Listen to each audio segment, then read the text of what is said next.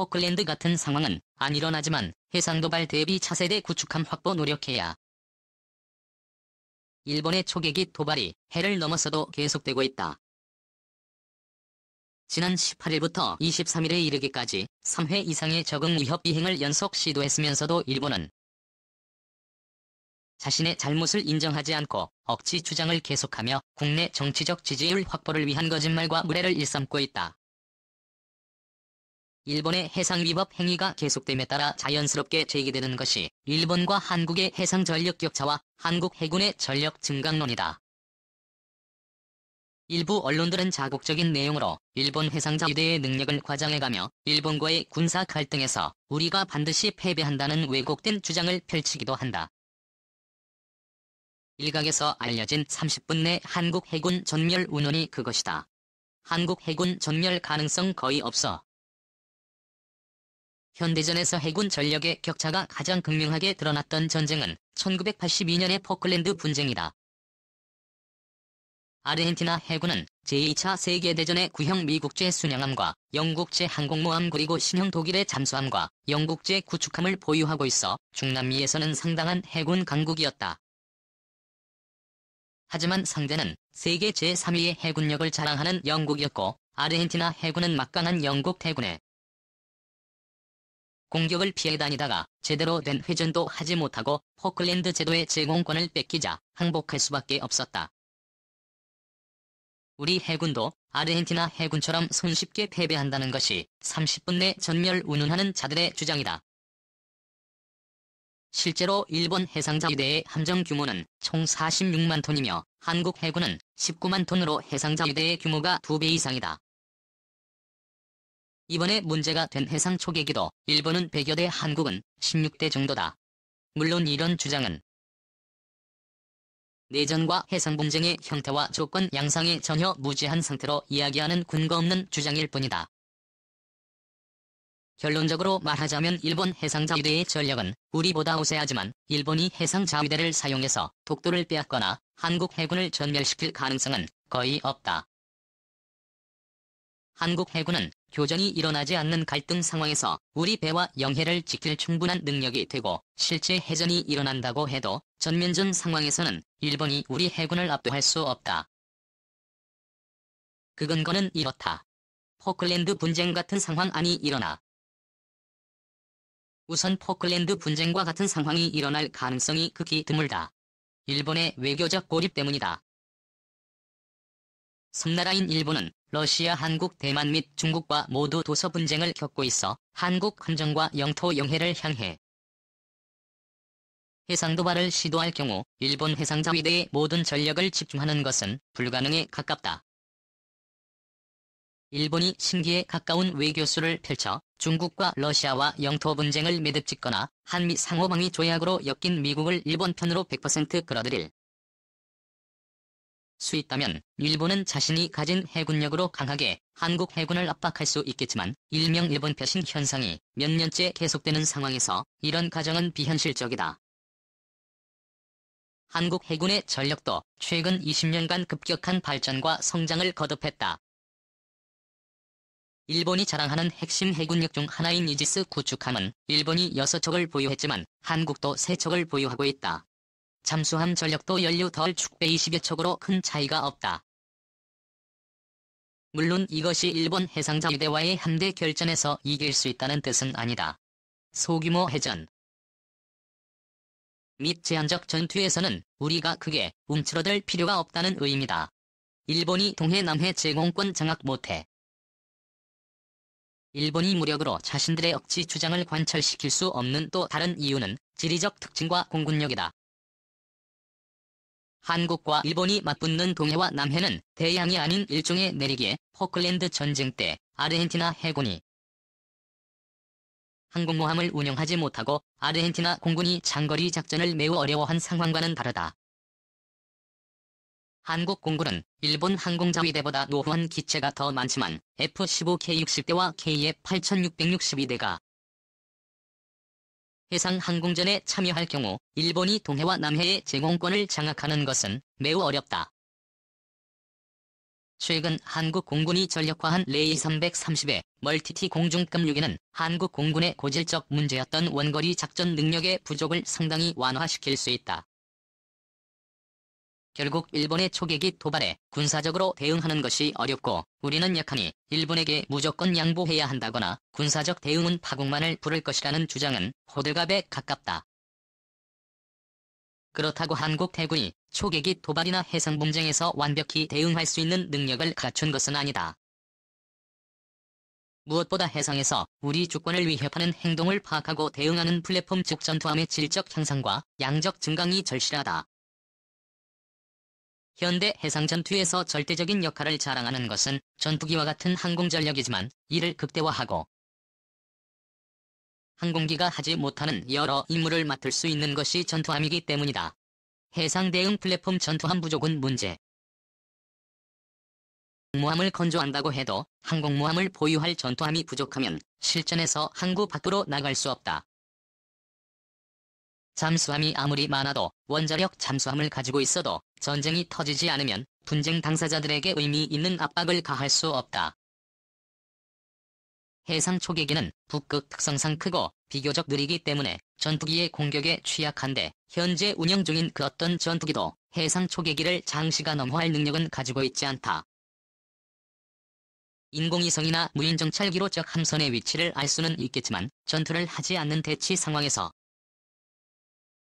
적이 함선을 몸으로 막고 실제로 견제할 수 있는 무기는 프리기텀 구축함과 같은 주력 전투함뿐이다. 잠수함이나 지대함 미사일 전투기보다 다양한 무기를 탑재해서 상황에 따라 완전 격침에서 손상 가벼운 경고 사격까지 할 수 있는 것도 전투함만이 가지는 장점이다. 전투함은 구경만 할 수 있는 눈먼 맹수가 아니다. 전투함은 해상 무기체계 중 수중 공중 해상의 위협을 탐지할 수 있는 모든 장비를 갖춘 ISR 플랫폼이다. 이와 달리 해상 초계기는 대부분 공중 표적의 감시가 불가능하고 수중 표적도 소노부 1을 사용해서 제한적으로 추적 가능하다. 한국 해군이 이런 전투함의 유용성을 모르는 것이 아니다. 이미 수년 전부터 KDBX로 불리는 차세대 한국형 구축함 개발에 도전해왔다. 하지만 수상함 전력 증강에 부정적인 의견들 때문에 원활히 추진되어 오지 못했다. 바다 속에서 오랫동안 은밀히 작전하는 원자력 잠수함이나 원형에서 강력한 항공력을 제공하는 항공모함을 먼저 보유해야 한다는 의견이 만만치 않았기 때문이다. 차세대 한국형 구축함 KDBX KDBX는 원래 2009년 국회 국방위원회 국정감사에서 KTX예라는 이름으로 2019년부터 전력화될 계획이었으나 이때는 세종대왕급 이지스 구축함을 보조하는 일명 미니 이지스함으로 계획되었다. 하지만 해군과 국방부는 세종대왕급 이지스함을 추가 건조하는 것으로 가닥을 잡고 약 10년간 KDDX 계획을 미뤘다. KDDX 계획의 본격 추진을 결정하게 된 것은 지난해 11월 개최된 제18회 방위산업추진위원회였다. 2020년대 후반부터 6척의 KTX를 건조하기로 확정되었는데 거의 모든 부분을 국산화하고 특히 대공전 능력을 크게 강화하기로 했다. 장거리 지대공 미사일인 LSM 레이더와 미사일 기술을 활용해 항공기와 크루즈 미사일뿐만 아니라 탄도미사일 요격 능력까지 갖춘 한국형 미사일 방어 능력도 갖추게 될 것으로 보인다. 다만 수상함의 문제점인 초수평선 탐색 능력 즉 먼 거리에 있는 저공 비행적기나 함선을 탐지하는 능력이 부족하기 때문에 KDBX의 개발과 함께 무인 복합형 전투회전 1기와 무인 전투수 상정을 KTX에 탑재하는 방안을 적극 검토할 것을 제안한다. 해당 장비들은 이미 상당 부분 탐색 개발과 기술 시연이 이루어져 이는 충분히 가능할 것으로 보인다. 포드급의 갑판 위에 내린 미 대통령 전용 헬기 마린 원이 모습. 트럼프 대통령은 지난 3월 포드급 항공모함을 방문하여 빠른 실전 배치를 독려한 바 있다. 포드급에서 독특한 점은 바로 아일랜드에 있다. 아일랜드 즉 항모의 함교는 과거 직사각형의 빌딩 같던 구조에서 스텔스성을 고려하여 경사지게 설계되었다. 함교는 크기가 작아지고 길이는 짧아진 대신 높이는 6m 정도 높아졌다. 함교 내부 논이 및 직급에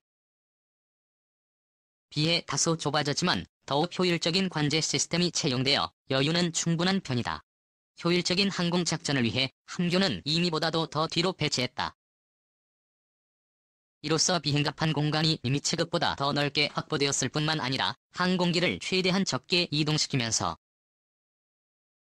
갑판 중간에서 연료 재보급이나 재무장을 쉽게 할 수 있게 하는 등 작업 동선을 더 효율적으로 재배치하여 더 높은 출격률을 기대할 수 있게 되었다.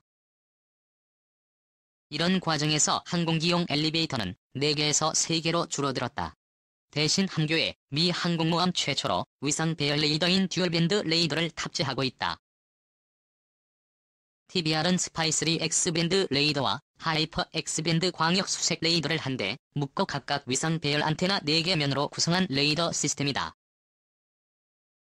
특히 스파이3MF는 펜슬 빔으로 적어도 표적까지 정확히 식별해낼 수 있어 줌월드급 구축함에도 채용되었다. BBR은 중거리 방어용인 ES의 셈이나 근접 방어용인 레나 CRWS 등으로 구성되는 함정 자체 방어 시스템과 연동되어 항공모함의 방어 임무를 수행한다. 포드급은 이미 지급보다 간소화되고 스텔스성을 감안한 아일랜드가 특징이다. 특히 포드급의 아일랜드에는 스파이3 BBR이 장착되어 뛰어난 탐지 성능을 자랑한다. 문제는 장거리 목표를 탐지하는 스파이4V의 선이다. 우선 카터 장관은 실전 배치 시기를 맞추기 위해 주말급의 스파이4를 장착하기로 한 것을 취소해버렸고 결국 주말급 건조 사업에서 해결하기로 되어 있었던 스파이3와 스파이4의 연동 문제를 포드급에서 해결해야만 하는 상황이 되어버렸다. 개발 초기에 기술적으로 성숙하지 못한 부위에서 활로 인해 항공 관제 레이더와의 간섭 현상 등의 문제점들이 발견됨에 따라 스파이3와 스파이4의 동시 운용이 어려운 점 등이 지적되고 있다. 결국 미 해군은 초도함인 제럴드 포드 함에만 리비아를 장착하기로 하고 후속함부터는 2개 의소를 장착하기로 했고 이에 따라 추가적으로 1억 8천만 달러를 절감하게 되었다고 한다. 포드급은 여전히 원자력 추진이지만 원자로 방식이 틀리다. 기존의 갑경수로 방식은 대입부터 블루 계열을 대신하여 이번 비원자로를 채용하고 있다. 벡텔사에서 1998년 개발한 대원비는 더욱 단순하고도 효율적인 설계를 채용하여 크기를 줄였을 뿐만 아니라 본격적인 전자제어 감시 기술을 채용하여 관리도 편해졌다. 무엇보다도 연료봉 교체는 20년에 한 번만 해도 되어 연료 재보급을 위해 항공모함을 쓸 수 없게 되는 일이 줄어들게 되었다. 게다가 애원비는 님이 지급의 해리포터 분류와 비교하면 전체 출력은 25%가 향상되었고 전기 출력은 원자로 1기당 무려 300메가와트로 무려 4배나 증가했다. 사실 이런 충분한 출력 덕분에 이메일 의해서나 AIG 또는 DVR 같은 신형 장비들을 운용할 수 있는 것이다. 또한 추후에 자유전자 레이저와 같은 레이저 무기도 장착할 예정인데 이 역시 출력이 충분하기에 가능한 것이다. 포드급여는 신형 원자로인 대원비가 장착되어 무려 20년간 연료 교체 없이 활용할 수 있게 되었다. 미국은 지난 2012년 엔터프라이즈 항공모함을 퇴역시키면서 10척의 리미츠급 항공모함들만 2017년 중반까지 운영해왔다. 원래 미 의회가 정해놓은 10척의 항공모함 쿼터를 채우지 못하고 있는 상황이다. 11첫 쿼터를 채우기 위해서 미국은 어느 때보다도 빨리 포드급을 배치해야만 했다.